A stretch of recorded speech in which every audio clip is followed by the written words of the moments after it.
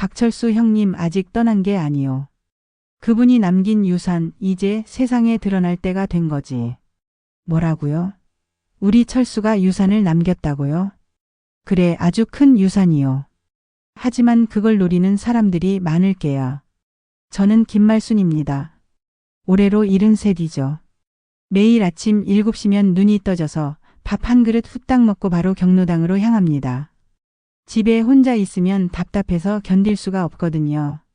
남편 철수가 세상을 떠난 지도 벌써 10년이 넘었는데 아직도 빈집이 낯설기만 해요. 경로당에 들어서면 항상 똑같은 풍경이 저를 맞아줍니다. 모서리가 달아 반질반질해진 화투패들, 그리고 그 패들을 섞으며 떠드는 할머니들의 목소리죠. 저도 그 자리에 앉으면 마음이 한결 편해져요. 혼자가 아니라는 느낌 때문일까요? 말순아, 어서 와. 오늘은 운이 좋을 것 같다고 아침부터 손이 근질근질해. 순덕 할머니가 손짓하며 저를 부릅니다. 순덕 할머니는 저보다 2살 많지만 성격이 워낙 활발해서 경로당의 분위기 메이커예요. 저는 그런 순덕 할머니 옆자리에 앉아 화투패를 집어들었습니다. 오늘은 뭔가 특별한 일이 생길 것 같아요. 제가 말하니까 다들 웃더라고요. 말순이가 또 그런 소리를 해. 매일 특별한 일 생긴다고 하면서 결국 화투만 치잖아. 맞는 말이에요.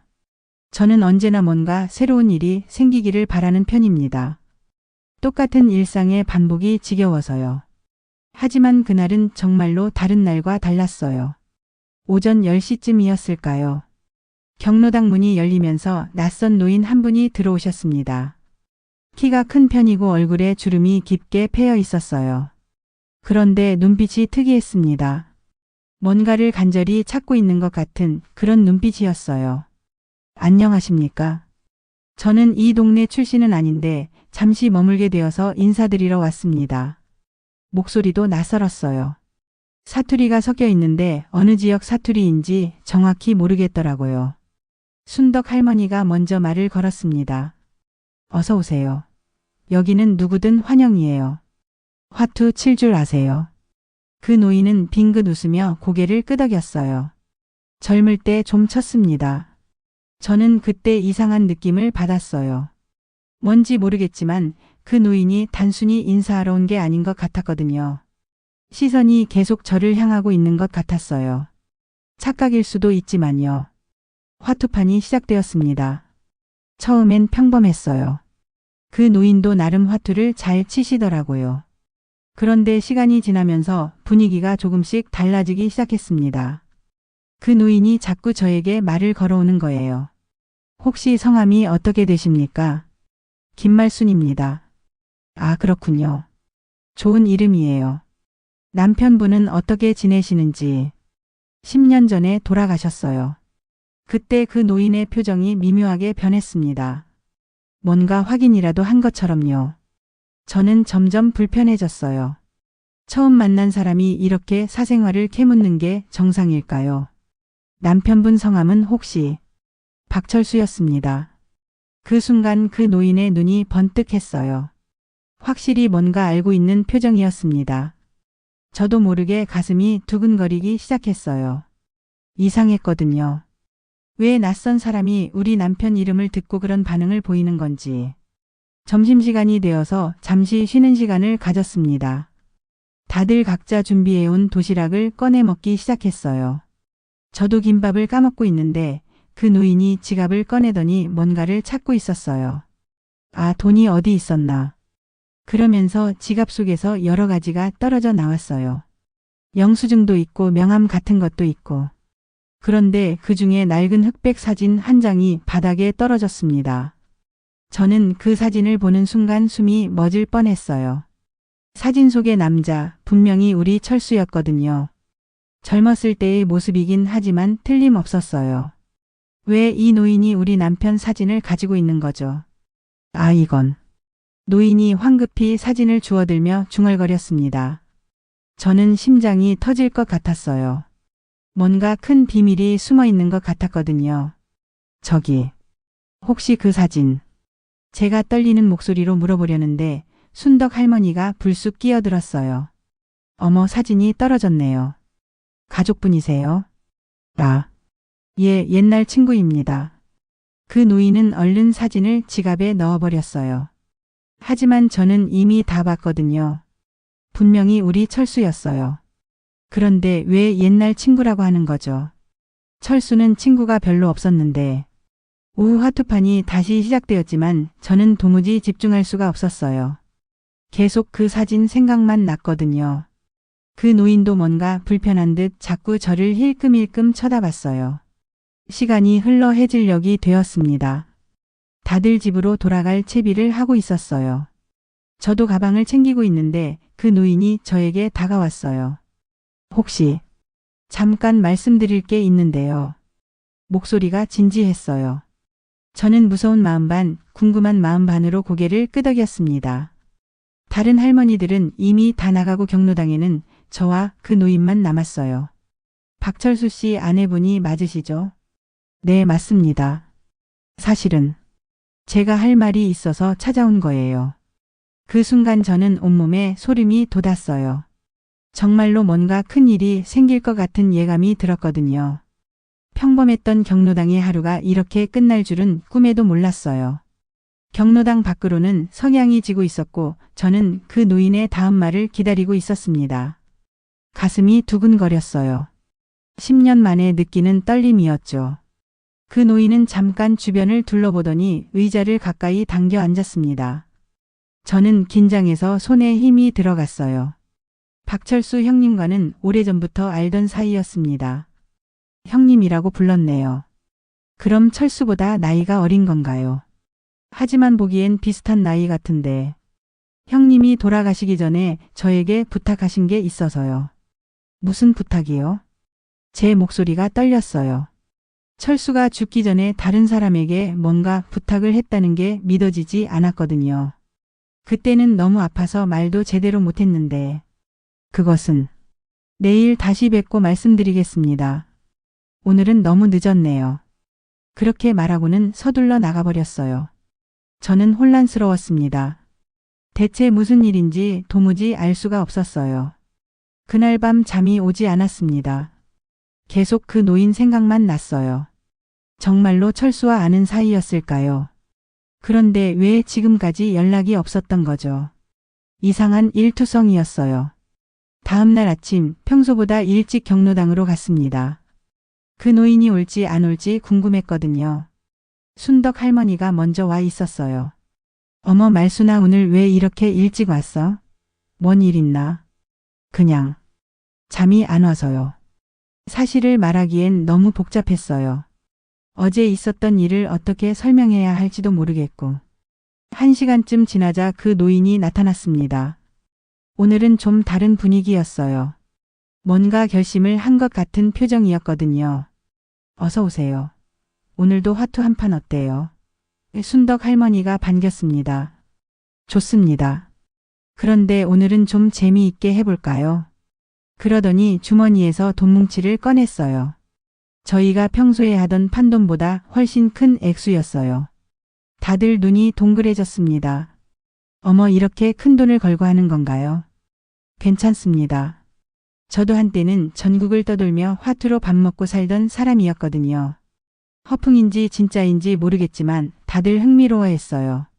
평범한 경로당 화투판이 갑자기 스릴 넘치는 도박장 같은 분위기가 되었거든요. 게임이 시작되었습니다. 그런데 그 노인의 실력이 보통이 아니었어요. 패를 보는 눈이 예사롭지 않았고 심리전도 능숙했거든요. 정말로 전문 도박꾼이었나 싶었어요. 김말순 여사님 패가 좋으시네요. 큰 판 한번 버려보시겠어요? 그러면서 저를 계속 의식하는 것 같았어요. 다른 할머니들과는 대화가 별로 없는데 저에게는 자꾸 말을 걸었거든요. 저는 큰돈 거는 거 무서워요. 그러시군요. 그런데 인생에는 때로 큰 승부를 걸어야 할 때가 있답니다. 박철수 형님도 그런 분이셨는데 또 철수 얘기를 꺼냈어요. 저는 가슴이 철렁했습니다. 정말로 우리 남편과 아는 사이인가 보네요. 화투판은 계속되었습니다. 그런데 이상하게도 그 노인은 이기는 데에만 집중하는 게 아니었어요.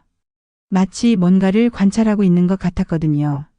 저의 반응을 계속 살피고 있었어요. 형님 얘기가 나온 김에 혹시 형님이 숨겨둔 물건 같은 거 아시나요? 갑자기 던진 질문이었어요. 저는 당황해서 패를 떨어뜨릴 뻔했습니다. 숨겨둔 물건이요? 아, 별거 아닙니다. 그냥 옛날 추억거리 같은 거 말이에요. 하지만 표정은 진지했어요. 단순한 추억거리를 묻는 게 아닌 것 같았거든요. 뭔가 중요한 걸 찾고 있는 것 같았어요. 점심시간이 되었습니다. 어제와 달리 오늘은 그 노인이 먼저 말을 꺼냈어요. 김말순 여사님, 잠깐 밖에서 이야기할 수 있을까요? 다른 할머니들이 수군거렸어요. 어머, 말순이가 남자친구라도 생긴 건가? 농담 반 진담 반으로요. 경로당 뒤편 벤치에 앉았습니다. 그 노인은 한동안 말이 없더니 입을 열었어요. 박철수 형님이 돌아가시기 전에 저에게 편지 하나를 맡겼습니다. 편지요? 네. 그런데 그 편지를 전하기 전에 확인해야 할 게 있다고 하셨어요. 여사님이 정말로 형님의 아내가 맞는지. 이상한 말이었어요. 왜 확인이 필요한 거죠? 저는 분명히 철수의 아내였는데 어떻게 확인하시겠다는 거예요? 형님이 특별한 장소에 뭔가를 숨겨두셨답니다. 그 장소를 여사님이 아신다면 진짜 아내분이 맞다는 거죠. 점점 미궁으로 빠져드는 기분이었어요. 철수가 뭔가를 숨겨두었다고요? 평생을 함께 살았는데 그런 걸 모르고 있었다는 게 믿어지지 않았어요. 저는 그런 거 모르는데요. 천천히 생각해 보세요. 형님이 자주 가시던 곳, 혼자만의 비밀 장소 같은 곳 말입니다. 그 노인의 눈빛이 간절했어요. 정말로 뭔가를 찾고 있는 것 같았거든요. 하지만 저는 정말 모르겠어요. 철수가 그런 비밀을 가지고 있었다니. 오후 화투판에서도 계속 그 생각만 났어요. 철수가 숨겨둔 뭔가가 정말 있는 걸까요? 그렇다면 그게 뭘까요? 왜 지금까지 아무 얘기가 없었던 걸까요? 그날도 해질 무렵이 되었습니다. 그 노인이 다시 저에게 다가왔어요. 오늘 하루 생각해 보셨을 텐데 혹시 떠오르는 게 있으신가요? 저는 고개를 저었어요. 정말 아무것도 떠오르지 않았거든요. 그럼 내일 한 번 더 생각해 보시죠.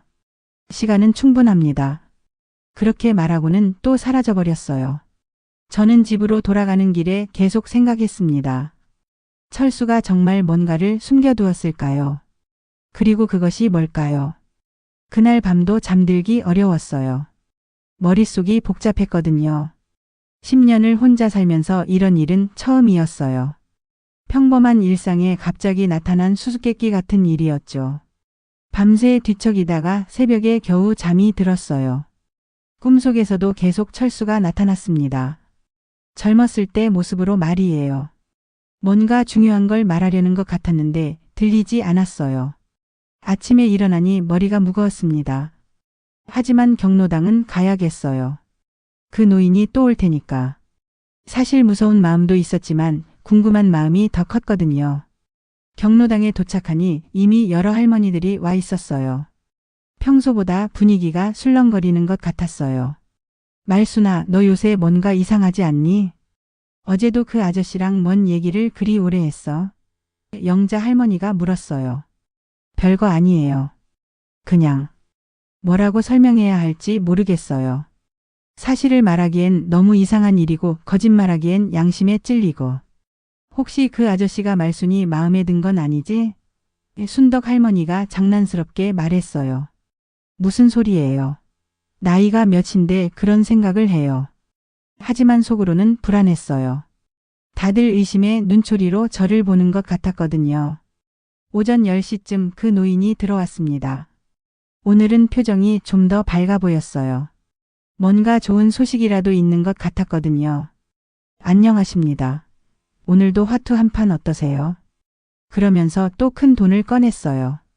어제보다도 더 많은 액수였어요. 할머니들의 눈이 휘둥그레졌습니다. 어머나, 오늘은 얼마나 크게 거는 건가요? 오늘은 특별한 날이거든요. 큰 승부를 해보고 싶어서요. 화투판이 시작되었는데 오늘은 분위기가 완전히 달랐어요. 돈이 많이 걸려서 그런지 다들 진지해졌거든요. 평소에는 수다를 떨면서 하던 화투였는데 오늘은 조용했어요. 그런데 그 노인이 이상하게 행동하기 시작했어요. 게임 중간중간 휴대폰을 보더니 누군가와 문자를 주고받는 것 같았어요. 잠깐 화장실 좀 다녀오겠습니다. 그러고는 밖으로 나갔어요. 창문으로 보니 누군가와 전화통화를 하고 있더라고요. 목소리가 큰 편이라 일부는 들렸어요. 네, 맞습니다. 확실해졌어요. 내일쯤이면. 무슨 얘기인지 정확히는 모르겠지만 저와 관련된 일인 것 같았어요. 가슴이 불안해졌습니다. 전화를 끝내고 돌아온 그 노인은 더욱 적극적으로 게임에 임했어요. 마치 시간에 쫓기는 것처럼 말이에요. 김말순 여사님, 오늘은 운이 좋으시네요. 많이 따셨잖아요. 사실 제가 딴 게 아니라 그 노인이 일부러 져준 것 같았어요. 뭔가 의도가 있는 것 같았거든요. 점심시간이 되었습니다. 다들 각자 준비해온 음식을 꺼내 먹기 시작했어요. 저는 오늘도 김밥을 준비해 왔는데 먹을 식욕이 별로 없었어요. 그때 그 노인이 지갑을 꺼냈어요. 아, 돈이 부족하네. 오후에는 더 재미있게 해보려고 했는데 지갑 속을 뒤지면서 중얼거렸어요. 그러다가 실수로 지갑이 뒤집어져서 내용물들이 바닥에 쏟아졌습니다. 동전들, 영수증들, 명함들이 바닥에 널브러졌어요. 그리고 그 사이에 낡은 흑백 사진 한 장이 있었습니다. 저는 그 사진을 보자마자 숨이 턱 막혔어요. 어제 잠깐 봤던 그 사진이었거든요. 하지만 오늘은 더 자세히 볼 수 있었어요. 사진 속의 남자는 분명히 우리 철수였어요. 20대 중반쯤으로 보이는 젊은 모습이었지만 얼굴 생김새는 틀림없었거든요. 그런데 이상했어요. 철수 옆에 다른 남자가 서 있었거든요. 바로 이 노인의 젊은 모습이었어요. 아, 죄송합니다. 어수선하게 해서. 그 노인이 황급히 사진을 주워들며 사과했어요. 하지만 저는 이미 다 본 상태였거든요. 저기, 혹시 그 사진. 제가 말을 꺼내려는데 순덕 할머니가 끼어들었어요. 어머, 젊었을 때 사진이네요. 정말 멋있었네요. 옆에 계신 분은 누구예요? 나. 옛날 친구입니다. 이미 세상을 떠났고요. 그 노인의 목소리가 약간 떨렸어요. 거짓말하는 것 같았거든요. 어머나, 일찍 돌아가셨나 보네요. 몇 살에? 55이요. 틀렸어요. 우리 철수는 60둘에 돌아가셨거든요. 왜 나이를 속이는 거죠? 저는 혼란스러웠어요. 분명히 철수의 사진인데 왜 거짓말을 하는 거죠? 그리고 정말로 철수와 친구였다면 왜 지금까지 연락이 없었던 거죠? 오후 화투판에서 저는 도무지 집중할 수 없었어요. 계속 그 사진 생각만 났거든요. 철수가 젊었을 때 저런 친구가 있었다는 걸 전혀 몰랐어요. 말순아, 오늘 왜 그래? 게임에 집중을 못하잖아. 영자 할머니가 걱정스럽게 물었어요. 아, 그냥 머리가 좀 아파서요. 사실을 말할 수는 없었어요. 너무 복잡한 일이었거든요. 해질 무렵 다들 집으로 돌아갈 준비를 하고 있을 때 그 노인이 저에게 다가왔어요. 오늘 사진을 보셨죠? 직설적으로 물어봤어요. 저는 고개를 끄덕일 수밖에 없었어요. 그럼 이제 믿으시겠어요? 제가 박철수 형님과 정말 아는 사이였다는 걸. 저는 말없이 고개를 끄덕였어요. 이제는 의심할 여지가 없었거든요. 하지만 여전히 의문투성이었어요. 그런데 왜 지금까지? 그건 내일 자세히 말씀드리겠습니다. 오늘은 준비할 게 있어서요. 그렇게 말하고는 서둘러 나가버렸어요.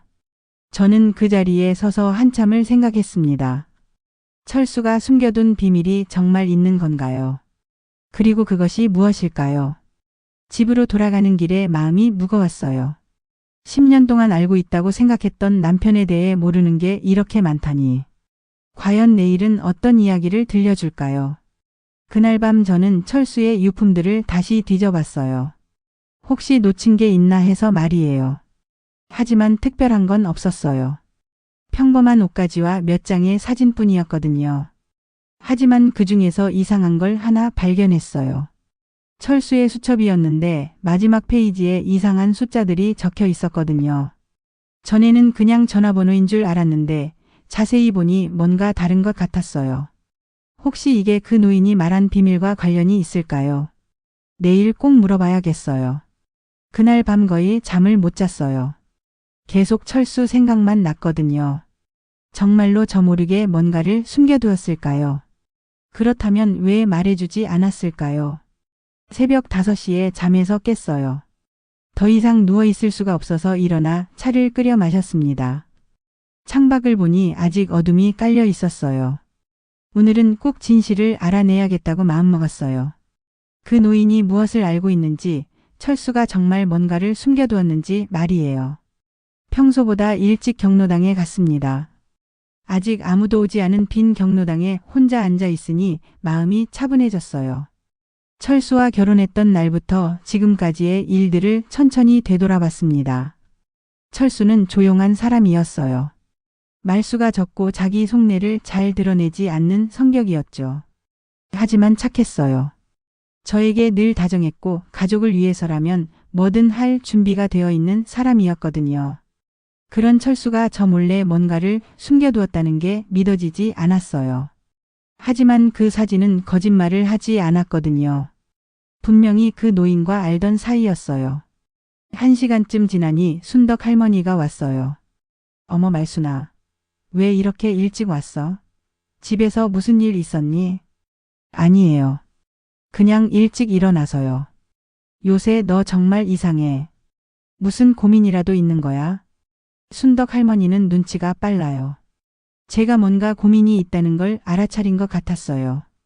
별거 아니에요. 그냥. 그때 경로당 문이 열리면서 그 노인이 들어왔어요. 오늘은 표정이 심각했어요. 뭔가 중대한 발표라도 할 것 같은 분위기였거든요. 안녕하십니다. 평소와 달리 인사가 간단했어요. 그리고 바로 저를 보더니 고개를 끄덕였어요. 오늘 이야기할 때가 왔다는 신호 같았어요. 다른 할머니들이 하나둘 모여들었어요. 평소처럼 화투판을 시작하려고 했는데 그 노인이 손을 들었어요. 오늘은 화투 대신 중요한 이야기를 해야겠습니다. 모두들 놀랐어요. 갑자기 무슨 중요한 이야기라는 건지. 김말순 여사님과 개인적으로 할 이야기가 있어서요. 잠깐 자리를 빌릴 수 있을까요? 다른 할머니들이 수군거렸어요. 뭔 이야기길래 이렇게 심각해? 혹시 프러포즈라도 하는 건 아니지? 저는 얼굴이 빨개졌어요. 무슨 프러포즈예요? 하지만 마음은 두근거렸어요. 드디어 진실을 들을 수 있을 것 같았거든요. 경로당 옆 작은 방으로 들어갔어요. 그 노인은 문을 닫더니 의자를 마주보게 놓았습니다. 이제 정말 모든 걸 말씀드리겠습니다. 목소리가 진지했어요. 저는 가슴이 두근거렸습니다. 박철수 형님이 돌아가시기 일주일 전에 저에게 전화를 하셨어요. 전화를요? 네. 그때 형님은 이미 많이 아프신 상태였는데 꼭 할 말이 있다고 하시더라고요. 저는 그때를 떠올렸어요. 철수가 마지막 일주일은 정말 힘들어했거든요. 말도 거의 못하고 의식도 흐릿했어요. 그런데 전화를 했다고요? 제가 병원으로 갔을 때 형님이 저에게 이렇게 말씀하셨어요. 내가 아내 몰래 모아둔 게 있다. 하지만 지금 말하면 아내가 충격받을 거다. 내가 죽고 나서 적절한 때에 전해달라. 저는 입이 벌어졌어요. 철수가 저 몰래 뭔가를 모아두었다고요? 뭘 모아두었다는 거예요? 돈입니다. 상당한 액수의 돈을요. 그 순간 저는 현기증이 났어요. 돈이라고요? 우리가 평생 가난하게 살았는데 철수가 돈을 숨겨두었다는 거예요. 그럴 리가 없어요. 우리는 항상 가난했어요.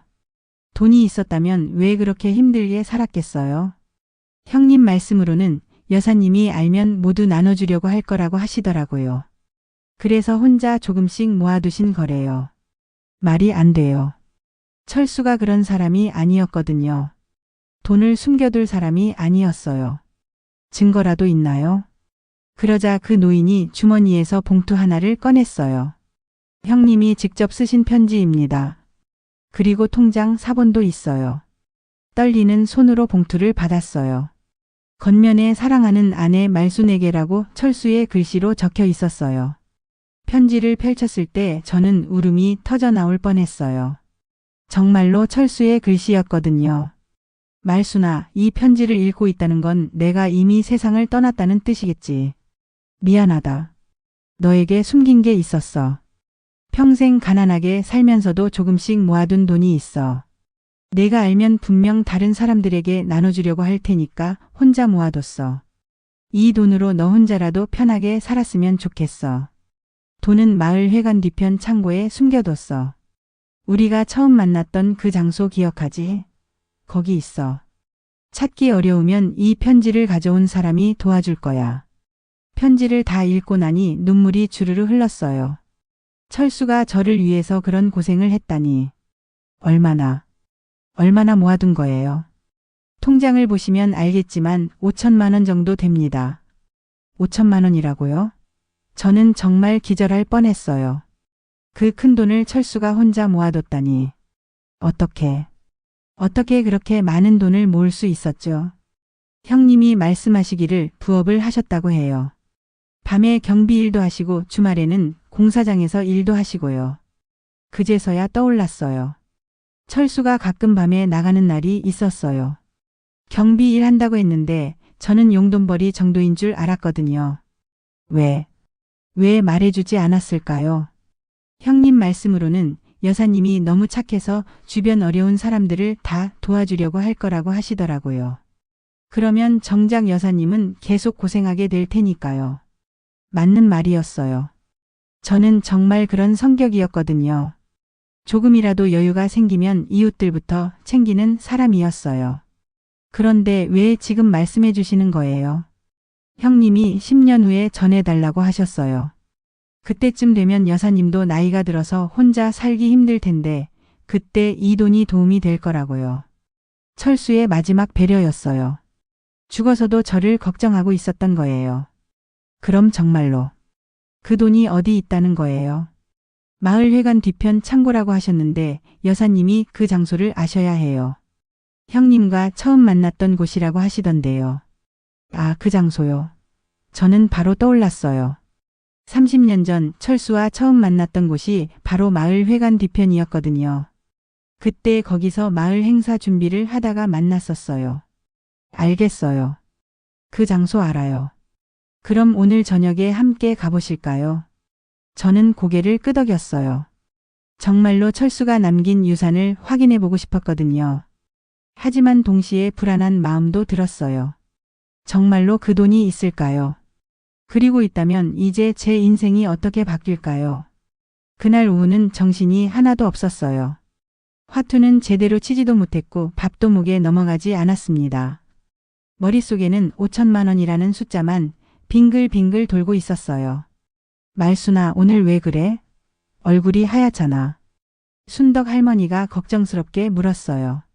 아, 그냥 좀 피곤해서요. 거짓말이었어요. 피곤한 게 아니라 흥분되고 떨렸거든요. 정말로 철수가 그런 큰 돈을 남겨두었다니 믿어지지 않았어요. 그런데 문제는 그 노인이 목소리를 너무 크게 했다는 거예요. 아까 개인적인 이야기를 한다고 했는데 벽이 얇아서 옆에서 다 들렸나 봐요.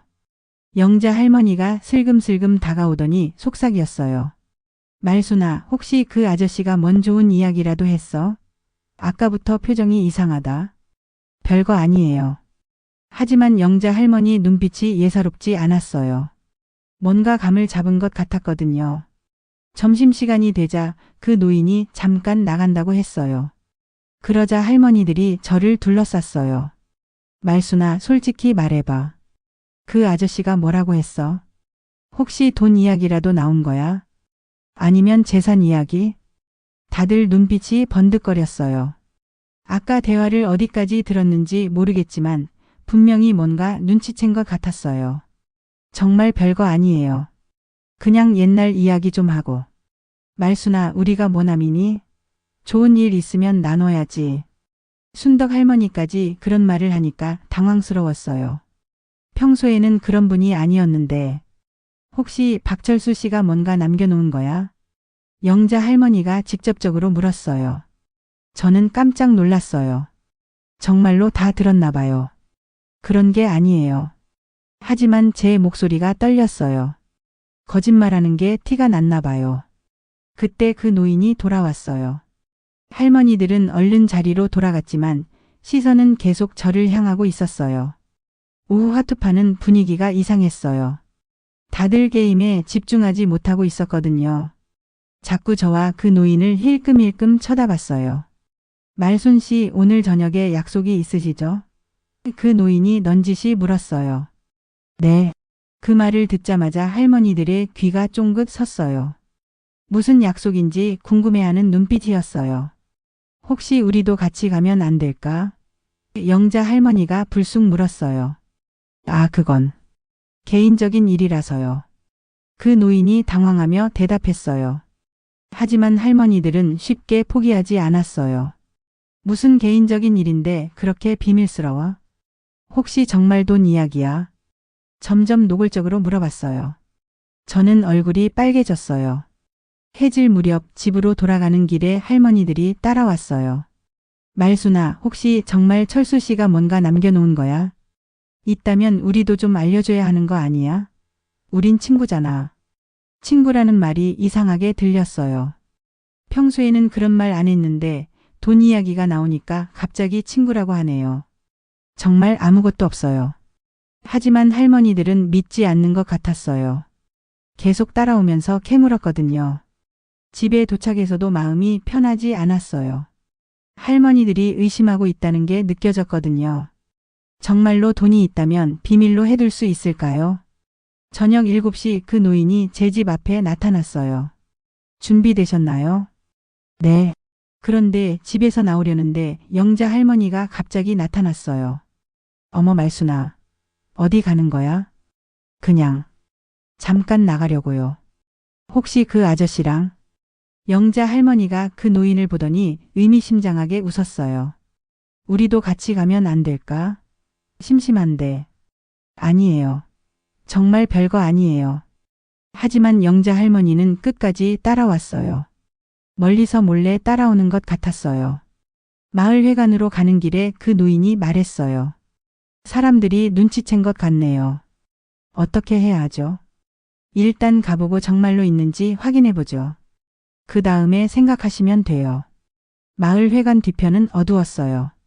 그 노인이 손전등을 켜더니 주변을 살펴봤어요. 어디쯤일까요? 저는 기억을 되살려 봤어요. 30년 전 철수와 처음 만났던 그 장소.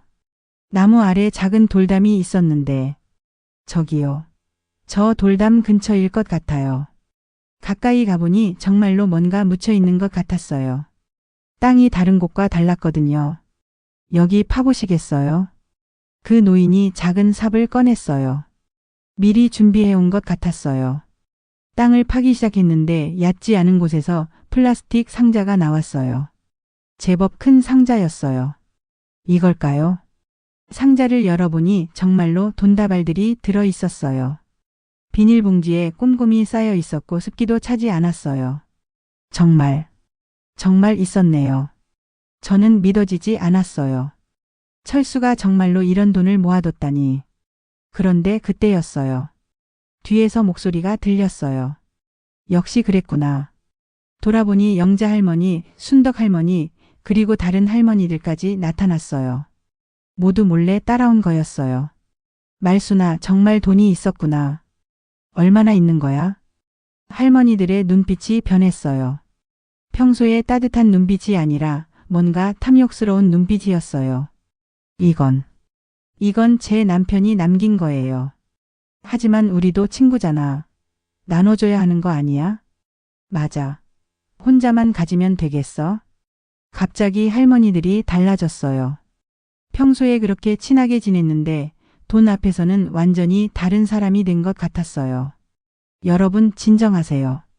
이건 개인적인 일이에요. 그 노인이 말했어요. 하지만 할머니들은 듣지 않았어요. 상자를 가져가려고 했어요. 나도 평생 가난하게 살았어. 이제 좀 편하게 살고 싶다고. 말순이만 행복하면 되겠어? 순간 상황이 혼란스러워졌어요. 할머니들이 서로 상자를 차지하려고 다투기 시작했거든요.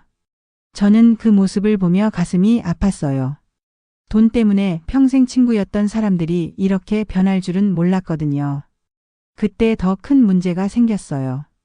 멀리서 자동차 소리가 들렸는데 제 아들 민수와 며느리 은주가 나타난 거예요. 어머니, 여기서 뭐하고 계세요? 민수가 놀란 목소리로 물었어요. 누군가가 신고한 것 같았어요. 은주가 상자를 보더니 눈이 커졌어요. 어머, 이게 뭐예요? 설마 돈인가요? 그 순간 저는 알았어요. 이제 정말 큰일이 났다는 걸. 돈을 발견한 순간부터 모든 게 꼬이기 시작했어요. 아들과 며느리가 나타나자 상황은 더욱 복잡해졌어요. 민수는 상자를 보더니 얼굴이 굳어졌어요. 어머니, 이게 정말 아버지가 남긴 거예요? 그래. 저는 떨리는 목소리로 대답했어요. 아들 앞에서 이런 상황이 벌어질 줄은 몰랐거든요. 은주가 상자에 다가오더니 돈다발을 하나 집어들었어요. 어머나, 정말 돈이네. 얼마나 있는 거예요? 그건. 그때 영자 할머니가 끼어들었어요. 민수야, 이건 우리도 나눠 가져야 해. 내 어머니랑 우리는 평생 친구였어. 무슨 소리예요? 이건 우리 아버지가 남긴 거잖아요. 민수가 화를 내자 할머니들도 흥분하기 시작했어요. 너희는 젊어서 돈 벌 수 있잖아. 우리는 이제 늙어서 뭘 할 수 있겠어. 맞아. 말순이도 혼자 다 가지면 안 돼. 순간 모든 사람들이 그 상자를 둘러싸고 다투기 시작했어요. 저는 어찌할 바를 몰랐어요. 그 노인이 큰 소리로 말했어요. 잠깐. 모두 진정하세요. 아직 끝난 게 아니에요. 뭐가 끝나지 않았다는 거예요? 민수가 물었어요. 사실 박철수 형님이 남긴 건 이것만이 아니에요. 모두들 깜짝 놀랐어요. 더 있다는 거예요? 뭔 소리예요?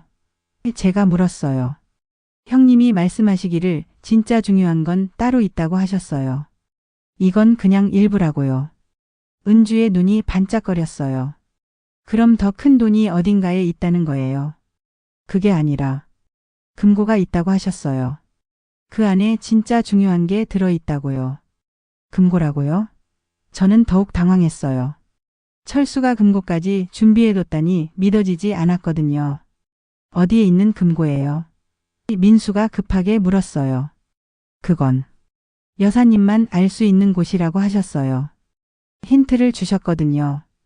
그 노인이 주머니에서 작은 종이를 꺼냈어요.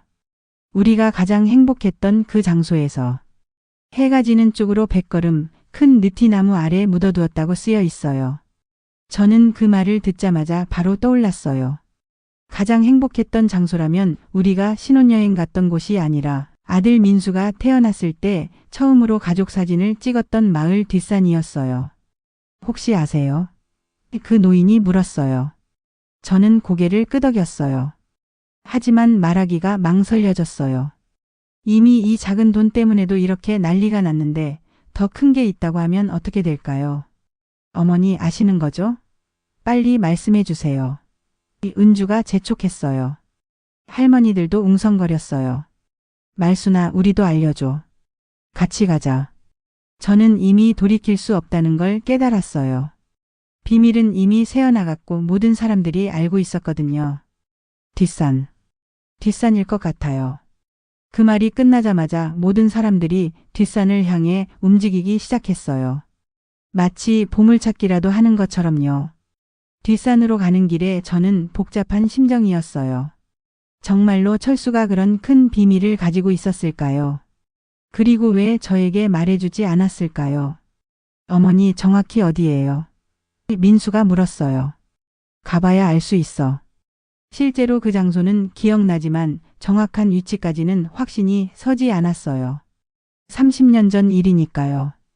산길을 올라가니 가족 사진을 찍었던 그 넓은 터가 나왔어요. 예전보다는 나무들이 많이 자랐지만 분위기는 그대로였어요. 여기서 해가 지는 쪽으로 100걸음이라고 하셨죠? 그 노인이 확인했어요. 네. 서쪽 방향으로 걸음을 세어가며 걸었어요. 모든 사람들이 따라왔어요. 할머니들은 숨이 차서 헥헥거렸지만 포기하지 않았어요. 100걸음쯤 걸으니 정말로 큰 느티나무가 나타났어요. 아주 오래된 나무였어요. 여기인 것 같네요. 그 노인이 말했어요.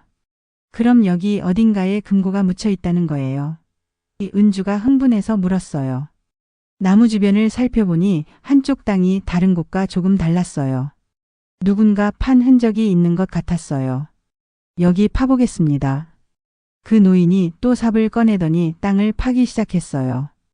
이번에는 더 깊었어요. 한참을 파니까 정말로 뭔가 딱딱한 게 나왔어요. 작은 금고였어요. 제법 무거워 보였어요. 진짜 있었네. 모든 사람들이 흥분했어요. 저도 믿어지지 않았어요. 정말로 철수가 이런 걸 준비해뒀다니. 금고를 끄집어내니 숫자 자물쇠가 달려 있었어요. 비밀번호를 아세요? 그 노인이 물었어요. 저는 고개를 저었어요. 철수가 무슨 숫자를 쓸지 짐작도 안 됐거든요. 아들 생일은 어때? 민수가 제안했어요. 시도해봤지만 안 열렸어요. 결혼기념일은? 그것도 안 됐어요. 혹시 전화번호? 여러 가지를 시도해봤지만 모두 실패했어요. 그때 저는 어젯밤에 발견했던 수첩의 숫자들이 떠올랐어요. 잠깐 혹시 제가 기억하는 그 숫자들을 눌러봤어요. 그러자 딸깍 소리와 함께 금고가 열렸어요. 열렸다. 모든 사람들이 금고 주변으로 몰려들었어요. 저도 가슴이 두근거렸어요. 도대체 안에 뭐가 들어있을까요? 금고 뚜껑을 열자 모든 사람들이 실망하는 표정을 지었어요. 돈이 없었거든요. 대신 편지 봉투 몇 개와 서류들이 들어있었어요. 뭐야, 돈이 없잖아. 이게 다예요. 할머니들이 실망해서 중얼거렸어요. 하지만 저는 편지를 보고 가슴이 뭉클했어요. 봉투에 말순에게 마지막 선물이라고 적혀 있었거든요. 편지를 펼쳤을 때 또 다른 충격이 기다리고 있었어요. 말순아, 이 편지를 읽고 있다면 너도 이제 많이 늙었겠구나. 미안해. 마지막까지 너를 속였어. 사실 나에게는 다른 가족이 있었어. 젊었을 때 잠깐 만났던 여자와 아이가 하나 있어. 하지만 그 아이는 장애가 있어서 평생 돌봄이 필요해. 그동안 내가 번 돈의 절반은 그 아이를 위해 보냈어. 너에게 말하지 못해서 미안해. 너라면 분명 이해해 줄 거라고 생각하지만 그래도 미안해. 이 서류들은 그 아이에 관한 것들이야. 내가 죽은 후에도 그 아이를 도와줬으면 좋겠어. 물론 강요는 하지 않을게. 너의 선택에 맡길게. 편지를 읽고 나니 다리에 힘이 빠졌어요. 철수에게 다른 가족이 있었다니. 그것도 장애가 있는 아이가. 어머니, 뭐라고 써 있어요? 민수가 물었어요. 저는 편지를 내려놓고 한숨을 깊게 쉬었어요. 어떻게 설명해야 할지 모르겠었거든요. 너희 아버지가 다른 아이가 있었대. 뭐라고요? 민수와 은주가 동시에 소리쳤어요. 그럼 우리가 모르는 형제가 있다는 거예요. 그런 셈이지. 할머니들도 웅성거렸어요. 어머나, 박철수 씨가 그런 비밀이 있었다니. 그럼 돈은 그 아이한테 다 갔다는 거야? 갑자기 분위기가 싸해졌어요. 처음에 발견했던 돈마저도 의미가 달라진 것 같았어요. 어머니, 그럼 우리는 뭐가 돼요? 은주가 울먹거리며 물었어요. 아버지가 평생 우리를 속인 거잖아요. 민수도 화가 나는 것 같았어요. 저는 그 순간 철수의 마음을 이해할 것 같았어요. 왜 말하지 못했는지, 왜 혼자 그 짐을 지고 있었는지. 하지만 동시에 배신감도 들었어요. 평생을 함께 살았는데 이런 큰 비밀을 숨기고 있었다니. 그때 그 노인이 마지막 봉투를 꺼내더니 말했어요. 아직 하나 더 있어요. 이건 유언장인 것 같은데. 유언장이라고요? 또 무슨 내용일까요? 저는 이미 지쳐 있었어요. 더 이상 충격적인 이야기는 듣고 싶지 않았거든요. 하지만 피할 수는 없었어요. 모든 사람들이 지켜보고 있었으니까요. 유언장이라는 말에 모든 사람들이 다시 긴장했어요. 저도 가슴이 두근거렸습니다. 도대체 또 무슨 내용이 나올까요? 그 노인이 조심스럽게 봉투를 열었어요. 안에는 정식 유언장이 들어 있었어요. 도장도 찍혀 있고 증인 서명도 있었어요. 읽어드릴까요? 저는 고개를 끄덕였어요. 이제 와서 피할 수도 없었거든요. 유 원장. 나 박철수는 정신이 온전할 때 이 유언장을 작성한다. 그 노인의 목소리가 경로당 뒷산에 울려 퍼졌어요. 모든 사람들이 숨을 죽이고 들었어요. 첫째, 내가 평생 모은 모든 재산은 아내 김말순에게 상속한다. 둘째, 하지만 그 재산의 절반은 어려운 이웃들을 위해 사용하기를 부탁한다. 셋째, 나의 또 다른 아들 박민호의 치료비와 생활비를 계속 지원해 주기를 바란다. 민수의 얼굴이 하얗게 변했어요. 또 다른 아들이라고요? 그럼 정말 우리 형제가 있다는 거예요. 그런 것 같네. 저는 아직도 믿어지지 않았어요. 철수에게 다른 아들이 있었다니. 넷째, 김말순에게 미안하다는 말을 전한다. 평생 속여서 죄송하다. 다섯째, 민수에게도 미안하다. 아버지가 좋은 아버지가 되지 못해서 죄송하다. 유언장을 듣는 동안 저는 눈물이 났어요. 철수가 얼마나 힘들었을지 생각하니까 마음이 아팠거든요. 마지막으로 모든 사람들이 행복하기를 바란다. 돈 때문에 다투지 말고 서로 도우며 살아가기를 바란다. 2013년 5월 1일 박철수. 유언장이 끝나자 한동안 아무도 말하지 않았어요. 너무 충격적인 내용이었거든요. 그때 은주가 먼저 입을 열었어요. 그럼 결국 어머니가 다 가져가시는 거네요. 목소리에 불만이 섞여 있었어요. 하지만 절반은 남들 주라고 했잖아. 영자 할머니가 끼어들었어요. 맞아. 우리도 어려운 이웃이야. 순덕 할머니도 거들었어요. 갑자기 모든 사람들이 저를 바라봤어요. 어떻게 할 거냐는 눈빛이었어요. 저는 아직 생각이 안 서요. 정말이었어요. 너무 많은 일이 한꺼번에 일어나서 머리가 돌지 않았거든요. 어머니, 그 박민호라는 사람은 어디 있는 거예요? 민수가 물었어요. 그건 나도 몰라. 그 노인이 주머니에서 또 다른 종이를 꺼냈어요. 이게 그 아이에 대한 정보예요. 현재 장애인 시설에 있다고 나와 있어요. 종이를 보니 주소와 연락처가 적혀 있었어요. 우리 동네에서 2시간 정도 떨어진 곳이었어요. 그럼 정말 만나볼 수 있다는 거네요. 제가 물었어요. 네, 형님이 부탁하신 게 바로 그거예요. 한번 만나보라고요. 민수가 화난 목소리로 말했어요. 아버지가 우리는 버린 거잖아요. 왜 우리가 그 사람까지 도와야 해요? 민수야. 아니에요, 어머니. 이건 너무해요. 은주도 거들었어요. 맞아요, 어머니. 우리도 살기 힘든데 왜 모르는 사람까지 도와야 해요. 할머니들의 목소리도 커졌어요. 우리는 뭐가 돼요? 평생 친구로 지냈는데. 말순이 우리도 좀 생각해줘. 갑자기 모든 사람들이 저를 둘러싸고 자기 주장을 했어요. 저는 숨이 막힐 것 같았어요. 모두 진정하세요. 그 노인이 큰 소리로 말했어요. 이건 김말순 여사님이 결정할 일이에요. 지금 당장 결정하실 필요 없어요. 하지만 아무 걱정 마세요. 형님 뜻대로 할지 말지는 여사님이 정하시면 돼요. 그 말에 사람들이 조금 진정했어요. 하지만 여전히 모든 시선이 저에게 집중되어 있었어요. 일단 집으로 돌아가요. 오늘은 너무 피곤해요. 저는 정말 지쳐 있었어요. 하루 사이에 너무 많은 일이 벌어졌거든요. 집으로 돌아가는 길에 민수와 은주가 계속 따라오며 말했어요. 어머니, 정말 그 사람 도와주실 거예요. 우리는 생각 안 하세요? 아직 모르겠다니까. 하지만 속으로는 이미 결심이 서고 있었어요. 철수가 그렇게 부탁했다면 그럴 만한 이유가 있을 거예요. 그날 밤 잠들기 전에 철수 사진을 오래 바라봤어요. 당신 정말 힘들었겠어요. 왜 말해주지 않았어요? 사진 속의 철수는 여전히 조용히 웃고 있었어요. 다음 날 아침 저는 결심했어요. 일단 그 박민호라는 아이를 만나보기로요. 그래야 어떻게 할지 결정할 수 있을 것 같았거든요. 경로당에 가니 할머니들이 모두 와 있었어요. 어제 있었던 일 때문에 분위기가 이상했어요. 말순아, 어떻게 할 거야? 영자 할머니가 바로 물었어요.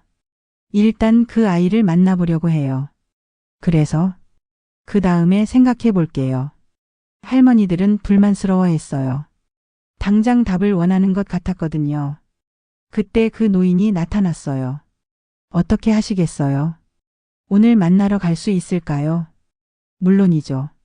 제가 안내해 드릴게요. 그렇게 해서 저는 철수의 또 다른 아들을 만나러 가게 되었어요. 과연 어떤 아이일까요? 그리고 만나고 나서 제 마음은 어떻게 될까요? 차를 타고 가는 동안 가슴이 두근거렸어요. 곧 인생이 완전히 바뀔 것 같은 예감이 들었거든요. 장애인 시설까지는 2시간이 걸렸어요. 가는 동안 저는 계속 생각했습니다. 정말로 철수의 아들이 있을까요? 어떤 아이일까요? 시설에 도착하니 생각보다 깔끔하고 따뜻한 곳이었어요. 직원분이 나와서 맞아주셨어요. 박민호 군을 만나러 오셨다고 하셨죠? 잠깐 기다려주세요. 얼마 후 한 청년이 나타났어요. 30살 정도로 보이는데 얼굴을 보자마자 저는 깜짝 놀랐어요. 정말로 철수를 닮았거든요. 안녕하세요. 민호가 수줍게 인사했어요. 목소리도 철수와 비슷했어요. 너는 정말. 저는 말이 막혔어요. 진짜 철수의 아들이 맞는 것 같았거든요.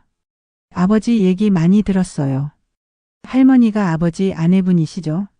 그래. 맞아. 아버지가 할머니 얘기 많이 해주셨어요. 정말 좋은 분이라고요. 민호의 말을 들으니까 마음이 복잡했어요. 철수가 이 아이에게 저 얘기를 해줬다니. 아버지가 자주 오셨나? 네, 한 달에 한 번씩은 꼭 오셨어요. 그리고 치료비며 생활비며 다 대주셨어요. 그제서야 이해됐어요. 철수가 왜 그렇게 바빴는지, 왜 돈이 없었는지. 시설 관계자분이 설명해 주셨어요. 박철수 씨가 정말 좋은 분이셨어요.